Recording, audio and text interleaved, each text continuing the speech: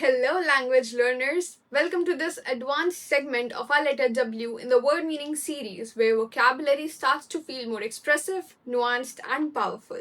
In this part, we explore words that capture personality and emotion like whimsical, winsome, and wistful, actions like whisk, wriggle, and wrench, and intense expressions such as wrath, wrangle, and writhe.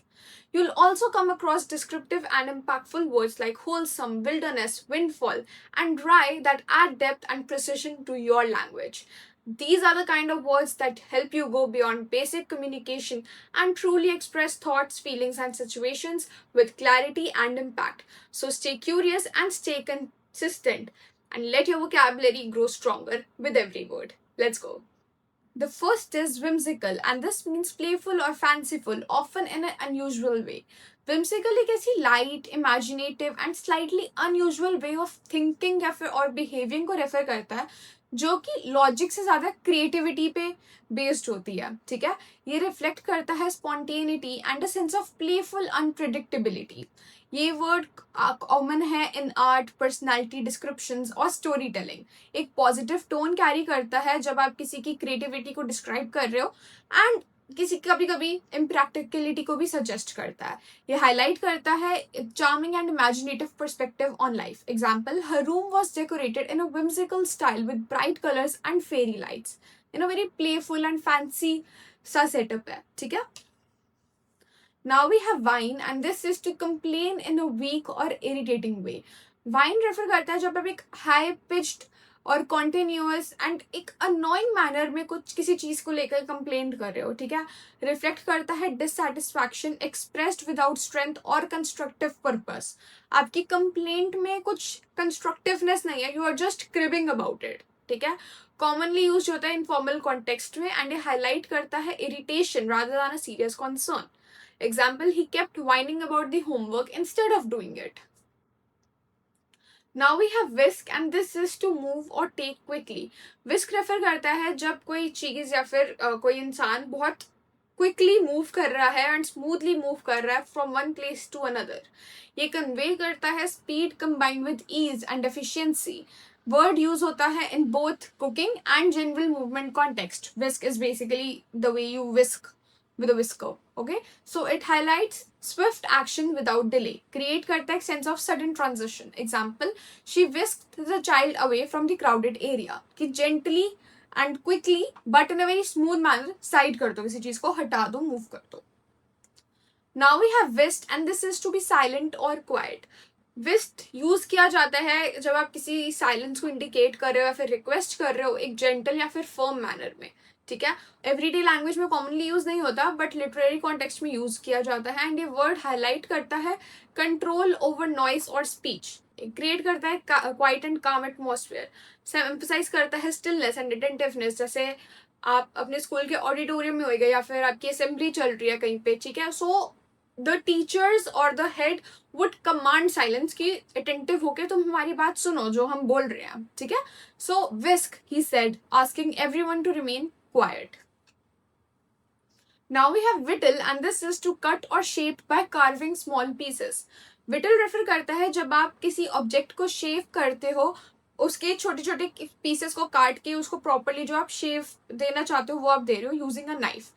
Required है इसमें patience and careful attention to detail and ये word metaphorically भी use किया जाता है जिसका मतलब होता है कि आप किसी चीज को ग्रेजुअली रिड्यूस कर रहे हो. ठीक है, हाईलाइट करता है precision and steady effort. Craftsmanship में बहुत कॉमन वर्ड है. Example, he sat outside and began to whittle a piece of wood. कि उसको धीरे धीरे से कार्व करना, काटना to make something out of it.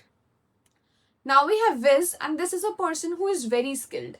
Whiz एक ऐसे person को रेफर करता है जो कि बहुत extremely talented हो या फिर skilled हो in a particular field. ये imply करता है quick thinking and efficiency. Commonly use होता है informal context में. Highlight करता है excellence and natural ability of that person to do something that amazingly. एक सेंस ऑफ एडमिरेशन फॉर उसकी एक्सपर्टीज देता है. ठीक है, example, she is a math whiz who solves problem instantly. तो आप उसको एक एडमिरेशन के वे में देखोगे कि वाओ यार कितना जल्दी कर लेती है.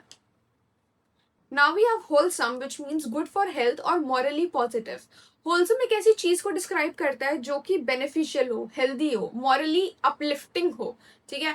फूड, बिहेवियर, एनवायरमेंट्स के लिए रेफर किया जाता है एंड एक पॉजिटिव एंड प्योर टोन है। हाईलाइट करता है वेल बीइंग एंड गुडनेस कि यार ये चीज कितनी होलसम है, हमारी दोस्ती कितनी होलसम है, because it is something which gives positive vibes, ठीक है। Example, they enjoy wholesome home cooked meals every day. So basically anything which gives a positive vibe is wholesome. Now we have wield and this means to handle or use effectively. जब आप कोई tool, power को use कर रहे हो, ठीक है, तो आप उसको बहुत स्किल एंड कंट्रोल के साथ उस चीज को आप इन्फ्लुएंस कर रहे हो। कोई सपोजिटली वेपन है, ठीक है, तो आप उसको बहुत अच्छे से वील्ड कर रहे हो, you are carrying it and you are handling it very effectively and very efficiently. ये सजेस्ट करता है authority and capability to handle that thing.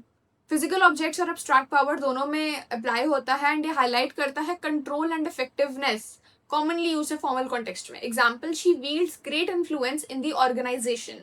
Control, ठीक है। Now we have wigging and this is a severe scolding. Wigging basically refer करता है जब आपको एक strong and public reprimand मिले किसी person को for their action।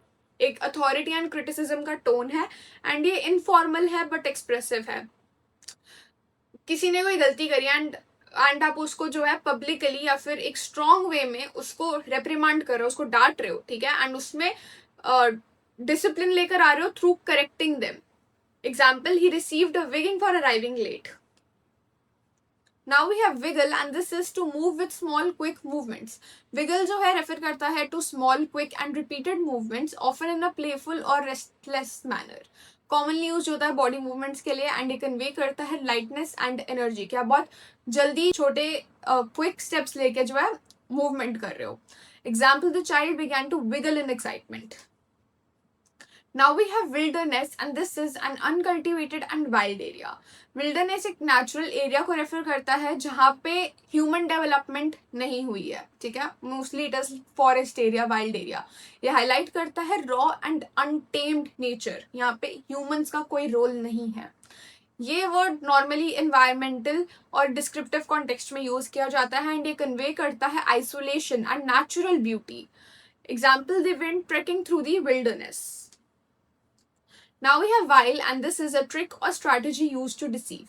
While refer करता है जब आप किसी पर्सन को धोखा देने के लिए, ठीक है, कोई गोल अचीव करने के लिए या फिर किसी को डिसीव करने के लिए जो क्लेवर वे में आप स्ट्रैटेजी यूज कर रहे हो या फिर ट्रिक यूज कर रहे हो। ये इम्प्लाई करता है intelligence combined with manipulation. Negative tone carry करता है एंड ये हाईलाइट करता है cunning behaviour. It is often used in story telling context. Example, he used his wiles to win the game. अपनी ट्रिक्स यूज करी उसने टू विन द गेम, ठीक है। Now we have wilful and this is done deliberately और stubbornly. Wilful describe करता है ऐसे actions जो कि इंटेंशनल है एंड स्टबनली किए गए हैं अगेंस्ट एडवाइस। बोले, तुमको समझाया गया है कि ये चीज करने से इसके कॉन्सिक्वेंसेस हो सकते हैं, तुम पे ये चीज अच्छी नहीं पड़ेगी and still you do it क्योंकि तुम इतने जिद्दी हो, ठीक है। रिफ्लेक्ट करता है strong determination, sometimes negatively. Highlight करता है इंडिपेंडेंस ऑफ थॉट, सजेस्ट करता है defiance. Example, her wilful refusal caused problems. Now we have wilt and this means to become weak और ड्रूप। विल्ट रेफर करता है जब कोई चीज अपनी स्ट्रेंथ खो दे, ठीक है, अपनी फ्रेशनेस, फर्मनेस खो दे एंड ये स्पेशली आपको प्लांट्स या फिर पीपल में दिखती है, ठीक है। सजेस्ट करता है ग्रेजुअल डिक्लाइन और एग्जॉशन। कोई प्लांट होएगा, ठीक है, once it starts to wilt, वो वीक होने लग जाता है, तो एक प्लांट ऐसे खड़ा होएगा तो वो धीरे धीरे से मुरझाने लग जाएगा एंड उसकी फॉर्मनेस खो जाएगी, ठीक है। लिटरली एंड मेटाफोरिकली यूज किया जाता है एंड ये हाईलाइट करता है weakness and loss of energy. Example, the flower began to wilt in the heat. Now we have willy-nilly and this means whether one likes it or not. Willy-nilly refer करता है कि कोई चीज हो रही है रिगार्डलेस कि एक पर्सन चाहता है या नहीं चाहता, उसकी चॉइस है ये या नहीं हो रही, वो चीज सेकंड प्रायोरिटी पे, ये चीज हो रही है, ठीक है। सजेस्ट करता है कि इस सिचुएशन के ऊपर आपका कंट्रोल नहीं है, चाहते हुए या ना चाहते हुए, ठीक है, ये हो रहा है। एक स्लाइटली इनफॉर्मल टोन है एंड ये हाईलाइट करता है inevitability.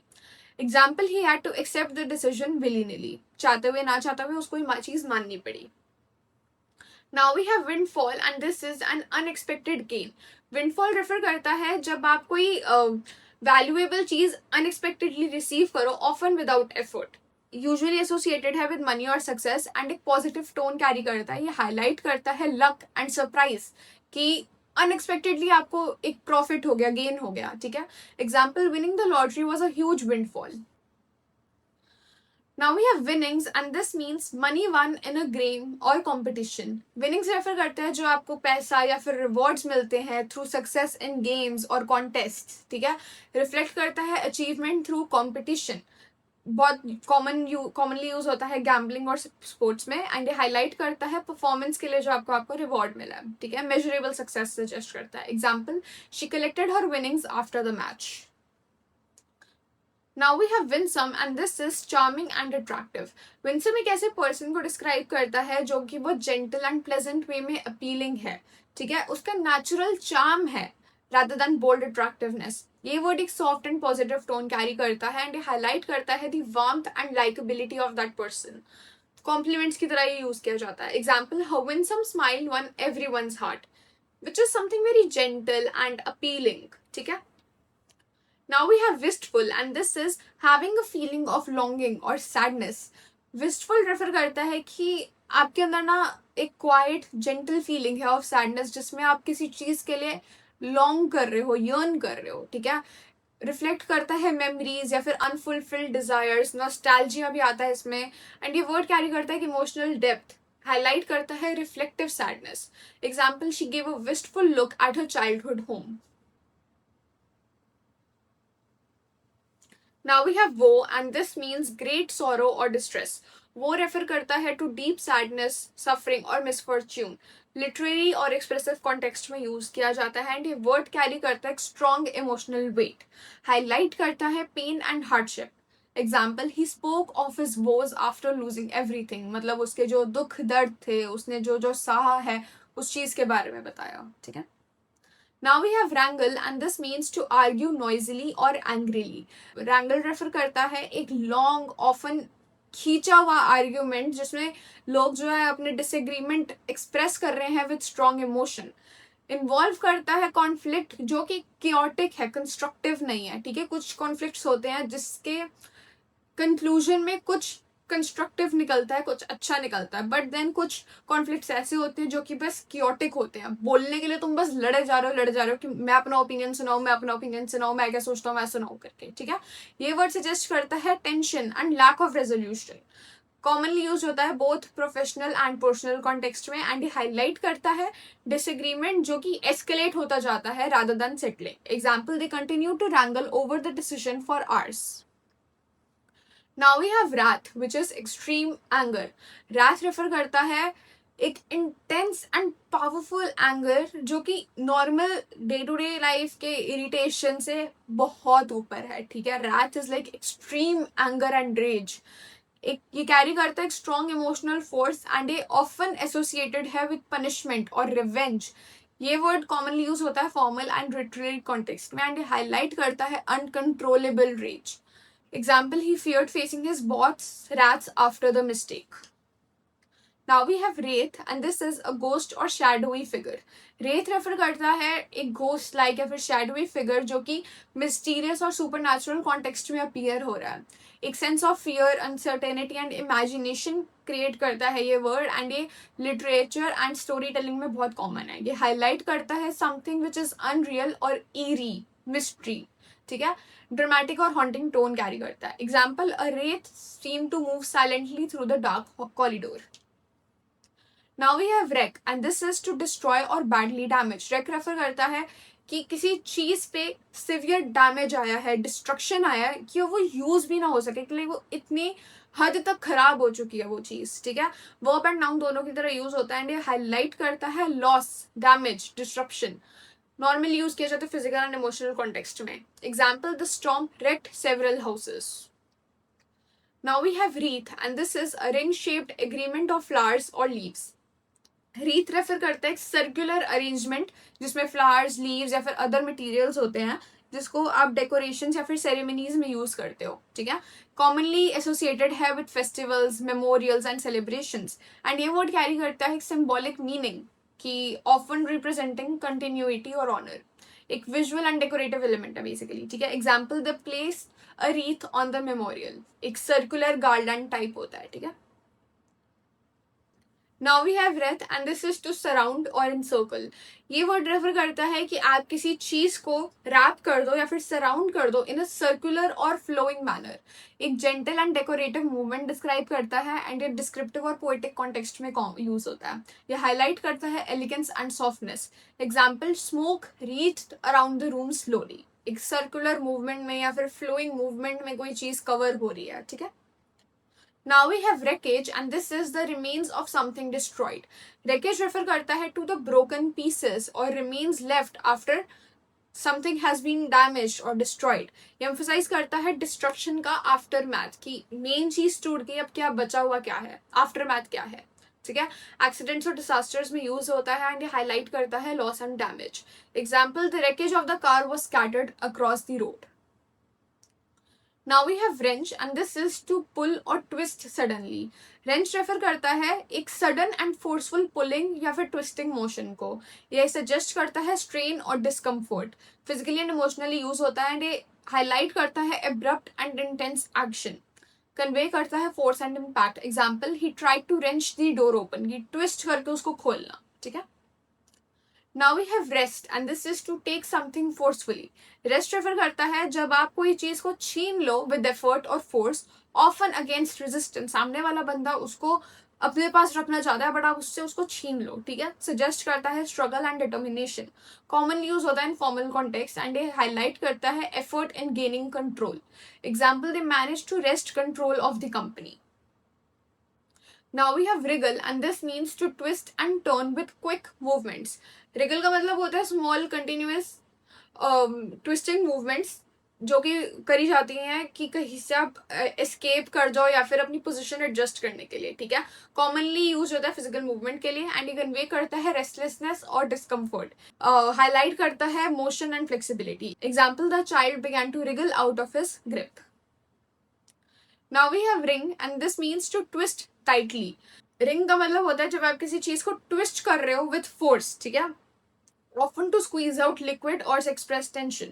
It can be used metaphorically for emotional strain. ये word suggest करता है pressure and effort. जैसे आप for example आप कोई बॉटल का कैप खोल रहे हो तो the way you will twist it tightly, so that's ring. Example, she wrung the cloth to remove the water. कपड़ा निचोड़ना, ठीक है. Now we have writh and this is to twist in pain or discomfort. Writh refer करता है जब आप pen में, discomfort में continuously twist and turn कर रहे हो, ठीक है, करवटें बदल रहे हो. रिफ्लेक्ट करता है इंटेंस फिजिकल और इमोशनल सफरिंग. क्रिएट करता है एक strong visual and emotional impact. ये हाईलाइट करता है lack of control over movement. Example, he began to writhe in pain after the injury. Now we have wry and this is showing dry or iconic humor. Wry refer करता है to subtle often slightly sarcastic form of humour जो कि quite या फिर understated वे में use किया जाता है. ये रिफ्लेक्ट करता है intelligence and observation rather than loud expression. Commonly use होता है डिस्क्रिप्टिव राइटिंग में एंड ये हाईलाइट करता है irony and cleverness. Example, she gave a wry smile at the situation. एक सरकास्टिक सी स्माइल, ठीक है, सटल सी. If you found this video useful, make sure to check out our specially designed vocabulary and grammar books. You can order them directly through our website www.cambriona.com, for which the link is given in the description below. They are perfect for students preparing for exams like CUET, IPMAT, NIFT, BITSAT, NDA, or any other after class 12th entrance exams where English is tested. The first book in this series is a vocabulary book. It's compact, simple, and structured, covering idioms, fixed prepositions, foreign words, and root words. It makes learning more organized, easier, and faster. The second book in this series is a vocabulary workbook. It is designed to help you practice and retain the words from the main vocabulary book. With simple, selective, and varied exercises, it helps you build confidence and use each word correctly. It's the perfect companion for regular practice and effective revision. The third book in this series is a grammar book. It's a focused practical guide that covers only the grammar concepts most relevant for your exams. Each rule is explained clearly and simply so you can understand and apply it quickly. This book helps strengthen your grammar, remove confusion, and build confidence step by step. The fourth book in this series is a grammar workbook. It offers practical, exam oriented exercises that focus on areas where students usually make mistakes.